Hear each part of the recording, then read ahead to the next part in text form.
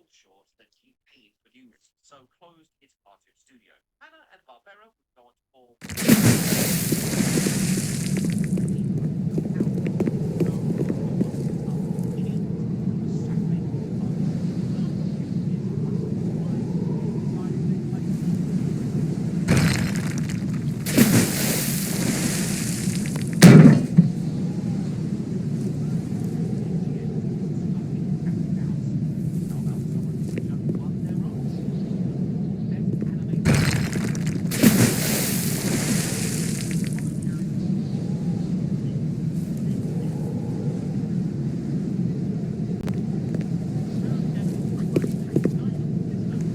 What?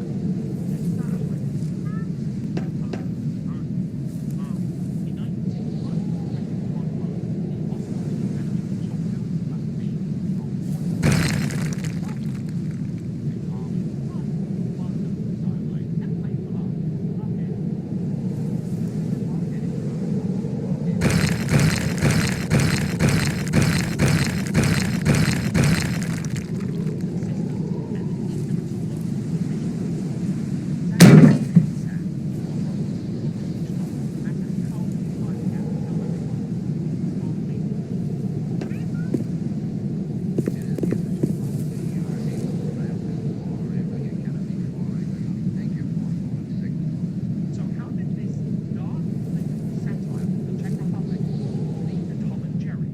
Well, because MGM of firing Hanna-Barbera, they desperately someone else to animate Tom and Jerry, and so rushed into hiring Gene Knight, his Oscar bait, and his team of France-based animators in 15 episodes.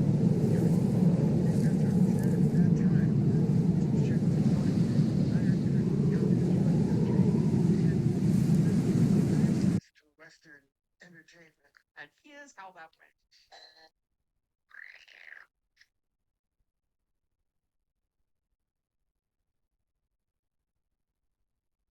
The Gene Dyke era of Tom and Jerry cartoons are some of the most surreal things I have ever seen. I'm amazed this played in theaters. It's such a strange aura. Let me put it to you this way. If the Hanna-Barbera era was itchy and scratchy, then the Gene Dyke era was Worker and Parasite.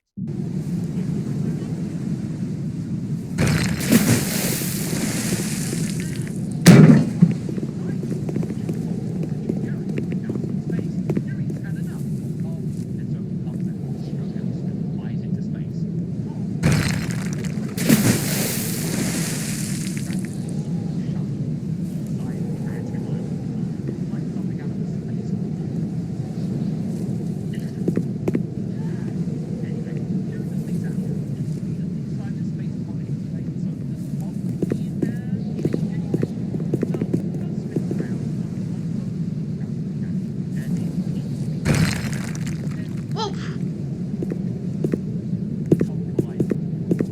What?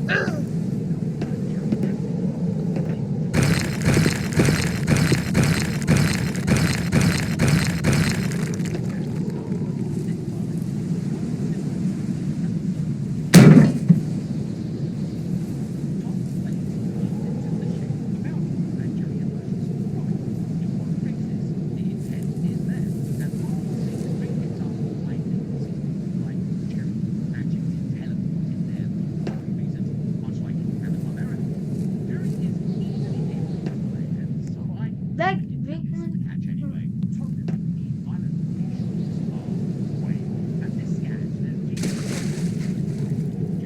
He said, I did appreciate the perfect craftsmanship, the expressive animation with its exquisite timing, the endless gag inventiveness, and the characters' damage. I had quite excited Tom and Jerry cartoon as the primary based on pain and revenge. So in its attempt to replicate Tom, it defined the main defining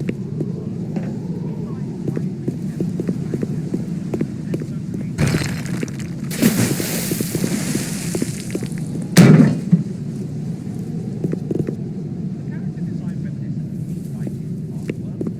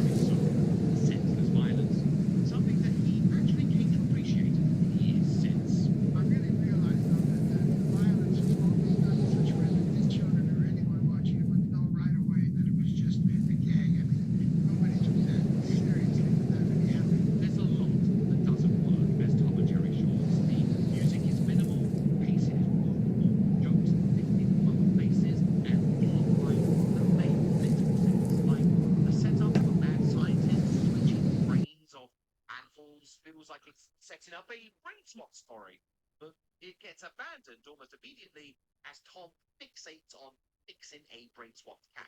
But Gene Dige's team was served an unfair deal. They had to produce twice as of the budget, but they needed the money, and I'm happy with that.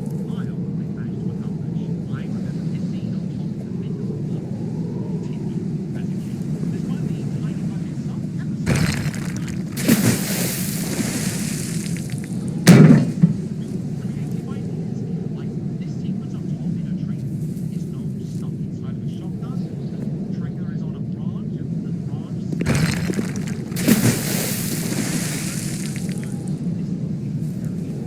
so it's count those patches.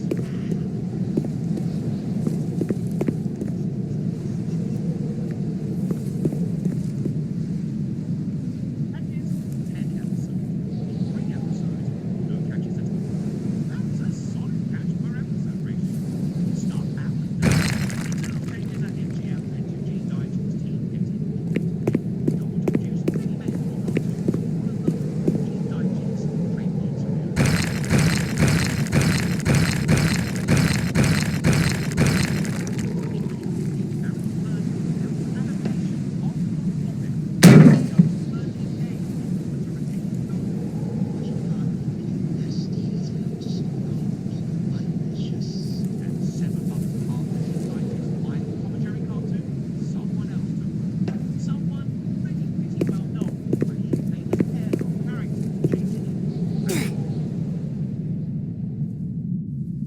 If you had to pick someone to take over directing Tom and Jerry cartoons, the guy who did the Roadrunner cartoons sounds like the most screamingly obvious choice. And coming off the closure of the Warner Brothers cartoon studio, it felt like the stars aligned. Chuck Jones and his Looney Tunes veterans, including fellow directors, to take the reins of the cat and mouse. It's perfect. Roadrunner and Wile E. Coyote. No dialogue, wacky chases, the coyote gets bashed around in various hilarious ways, and now in charge of Tom and Jerry. So why were they so very, very mean? I always remember as a kid watching these and being like, oh, please be a normal Tom and Jerry, please be a normal Tom and Jerry, please. Oh, not that one. And I don't just mean the redesigned characters, redone in Chuck's distinctive style. It has all the DNA of a Looney Tunes cartoon, but there's something not quite landed in the shorts. But first, let's focus on Catchy. In Penthouse Mouse, after Jerry nearly gets killed, he voluntarily climbs inside Tom's mouth. I never accounted for Jerry actually choosing to get caught. But whilst Tom had been trying to chase Jerry earlier, since Tom shakes him out here, I have to say Tom's intent isn't in this moment, and therefore not counted. But probably the most debatable catch occurs in Snowbody Loves Me. It has Jerry hiding inside a big lump of cheese, and Tom tries to get him out with some bellows. This causes Jerry to pop out of different holes, which Tom can't reach in time, so he plugs up all of the holes of the cheese with forks, and in doing so, traps Jerry. Is this a catch? Tom is intended to catch Jerry, but trapping him under the cork wasn't part of the plan.